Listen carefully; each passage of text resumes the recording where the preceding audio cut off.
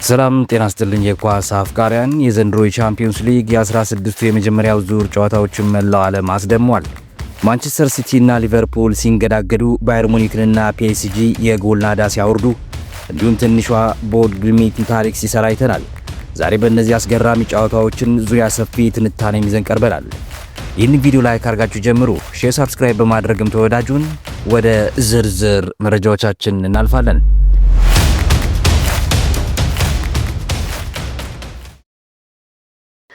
ጋላታሳራይ ከሊቨርፑል ጋር የነበረው የቱርኩ ሲኦል ጋላታሳራይ 1 ሊቨርፑል 0 ሆኖ ተጠናቋል። በኢስታንቡል የታየው ድባብ ለሊቨርፑል ተጫዋቾች ቅዠት ሆኗል። የጋላታሳራይ ደጋፊዎች ለቪክተር ኦስሜ የሰጡትን ድጋፍ ቡድኑ በኃይል እንዲጫወትም አድርጎታል። ሊቨርፑል በመሃል ሜዳ ብልጫ ተወስዶበት የማጥቃት መስመሩም ተቆልፎበት አምሽቷል። 1-0 መሸነፉ ለአንፊልዱ መልስ ጨዋታ ተስፋ ቢሰጥም የቡድኑ ወቅታዊ መዳከም ግን አሳሳቢ መሆኑ አይካድም። ኦካም ብሩክ የጋላታሳራዩ ዛሬ ያሸነፍነው በታክቲክ ብቻ ሳይሆን በልባችንም ጭምር ነው። ደጋፊዎቻችን የፈጠሩት ድባብ ሊቨርፑል እንድናሸንፍም ረድቶናል። ኦስሚንም በሜዳ ላይ መሪ መሆኑን ዳግመኛ ሳይቷል ሲል በደስታ ሲፈነጥዝ ተናግሯል። አርኔ ስሎት በጣም ተበሳጭቻለሁ። ዛሬ እግር ኳስ አልተጫወትንም። ድባቡ ተጫዋቾቼ ላይ ጫና ፈጥሯል። ነገር ግን አንፊልድ ላይ የተለየ ሊቨርፑል እንደምታዩ ቃል እገባለሁ ሲል ቃሉን አሰምቷል። ኒውካስልና ባርሴሎና የላሚን ያማል አዳኝነትን በልዩ ሁኔታ የታየበት 1-1 የተጠናቀቀ ጨዋታም ነበር። ሴንት ጄምስ ፓርክ ላይ ባርሴሎና እውነተኛ ፈተና ገጥሞትን ታይቷል። ኒውካስትሎች በጉልበትና በጥቅጥቅ መከላከል ባርሳን አላንቀሳቀስ ብለው ጎል አስቆጥረው እስከ መጨረሻውም ተቃርበው ነበር። ነገር ግን ታዳጊው ላሚን ያማል ባለቀ ሰዓት ላይ ያገኘውን ፍጹም ቅጣት ምት በራስ መተማመን ወደ ጎል ቀይሮ ባርሳ ከሽንፈትን ታድጓል። ኤዲ ሃው የኒውካስሉ እስከ 85ኛው ደቂቃ ድረስ ያሳየነው ትኩረት የሚደንቅ ነበር።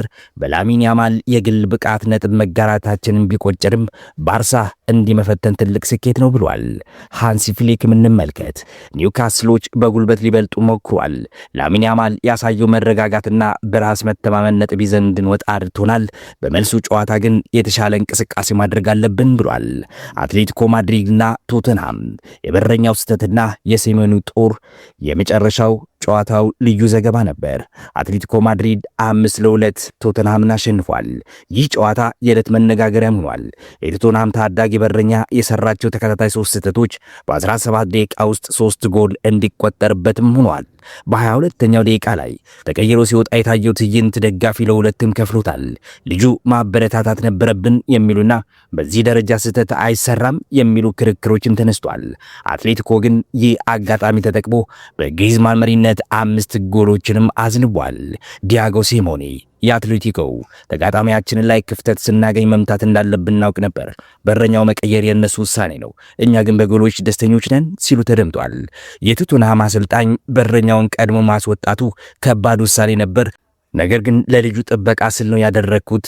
ዛሬ ትልቅ ትምህርት የቀሰምንበት ምሽት ነው ብሏል። አትላንታ 1 ባየር ሙኒክ 6 ሆኗል። የጀርመኑ ማሽን ባየር ሙኒክ አሁንም ለዋንጫ ዋና ተፎካካሪ መሆኑን አሳይቷል። አትላንታም በሜዳው ላይ ማዋረድ ቀላል አይደለም። ባየርም በኦልሴና ሙሲያላ ድንቅ ብቃት 6 ጎሎችንም ከመረብን አሳርፏል። ቪንሰንት ኮምፓኒ በዚህ ጉዳይ ላይ ምን ብሏል? ዛሬ ያሳየነው እንቅስቃሴ ፍጹም የሚባል ነው። አትላንታን በሜዳቸው እንደዚህ ጨዋታ ቀላል አይደለም። ነገር ግን ተጫዋቾች ከመጀመሪያው ደቂቃ ጀምሮ የነበራቸው ግልጽነትና የማጥቃት ፍላጎት አስደንቆኛል ሲል ተደምጧል። ጃፒ ፒየሮ ጋፕሬሲኒ የአትላንታው ይህ ምሽት ለእኛ ትልቅ ትምህርት የሰጠንና እጅግ ያሳዘነ ምሽት ነው። ባየር ሙኒክን በምን ያህል ከፍተኛ ደረጃ ላይ እንዳለ አይተንበታል ብሏል። ሪያል ማድሪድና ማንቸስተር ሲቲ በብዙ መልኩ ተጠባቂ የነበረ ጨዋታ ነው። ሪያል ማድሪድ 3-0 አሸንፏል። የቫልቨርዴ ምሽትም እንመልከት። የአውሮፓ ነገስታትን ሪያል ማድሪዶችን ማንቸስተር ሲቲን አስተምረዋል። ፌዲ ቫልቨርዴ ገና በመጀመሪያ አጋማሽ ድንቅ ሃትሪክ በመስራት የሳንቲያጎ ቤርናባውን ደጋፊ አስፈንጥዟል። ሲቲ ኳሱን ቢቆጣጠርም ወደ ጎል መድረስ ግን ተስኖት ታይቷል። የፔፕ ጋርዲዮላ ቡድን በመልሱ ጨዋታ 3 ጎሎችን ማካካስ የግድ ይለዋል። ቫልቨርዴ ድንቅ ተጫዋች ነው። ሃትሪክ መስራት የሚገርም ቢሆንም የቡድኑ መከላከል ጥንካሬ ነው ይበልጥ ያስደሰተኝ ሲሉ ማሰልጣኙ አወድሷል። ጋርዲዮላ በበኩላቸው በመልስ ጨዋታ ውጤት መገልበጥ በጣም ፈታኝ ይሆናል፣ ነገር ግን የሚፈጠረው አይታወቅምና አብረና ያለን ብሏል። ባየር ሌቨርኩሰን አርሴናል 1-1 ተለያይቷል። አርሴናል በሌቨርኩሰን ክፉኛ ተፈትኖ ነበር። ጨዋታው ሊጠናቀቅ ጥቂት ደቂቃዎችም ሲቀሩት አርሴናል አቻ በመሆን ነጥብ ተጋርቶ ወጥቷል። ይህ ውጤት ለአርሴናል ለንደን ላይ ለሚደረገው ጨዋታም ትልቅ እፎይታ ሰጥቷል። ጨዋታው ተቆጣጥረን ነበር፣ በውጤቱ ደስተኛ አይደለሁም፣ ዳኝነት ዋጋ አስከፍሎኛል፣ እድል ከነሱ ጋር ነበረች በማለት የሊቨርኩሰን አሰልጣኝ ቅሬታቸውንም አልሸሸጉም። አርቴታ በበኩላቸው በጣም ተቸግረን ነበር፣ የሊቨርኩሰን ታክቲካዊ ስነ ስርዓትን ያለው ቡድን ነው፣ አቻ መውጣታችንም እንደ ድል ነው የምንቆጥረው ብሏል።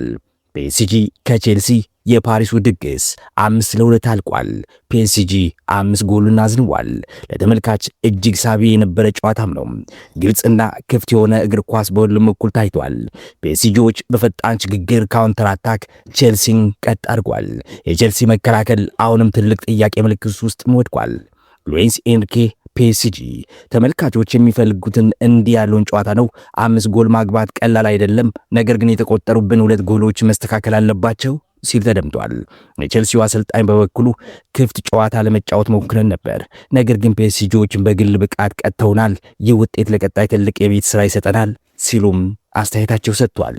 የዓመቱ አስገራሚ ክስተት ቡድን ቦዶ ስፖርቲንግ ሊዝበንን 3-0 ሲያሸንፍ የአጋጣሚ ውጤት አይደለም። ዘንድሮ እንደ ማንቸስተር ሲቲ፣ አትሌቲኮ ማድሪድ እና ኢንተር ሚላን የመሰሉ ኃያላንን በደርሶ መልስ አሸንፏል። የኖርዌዩ ክለብም የዘንድሮ የቻምፒየንስ ሊግ ጥቁር ፈረስም ሆኗል። ማን ያውቃል ዋንጫው ድረስ ይዘልቅ ይሆን? የብዙዎች ጥያቄ ነው። በእነዚህ ውጤቶች መሰረት የመልሱ ጨዋታዎች እጅግ ብርቱ ይሆናሉ። ሊቨርፑልና ሲቲ ራሳቸውን አርመው ይመለሱ ይሆን? ቦርድ ግምት ታምሩን ይቀጥላል። የእናንተ ግምት በኮሜንት መስጫ ላይ አስቀምጡልን። ከስፖርት ሪያክት ጋር አብራችሁን ስለቆያችሁ እናመሰግናለን። ቪዲዮን ከወደዳችሁት ላይክ፣ ሰብስክራይብ ማድረግም አትርሱ። በሚቀጥለው የትንታኔ ቪዲዮዎችንም እስክንገናኝ ቸርን ቆይ።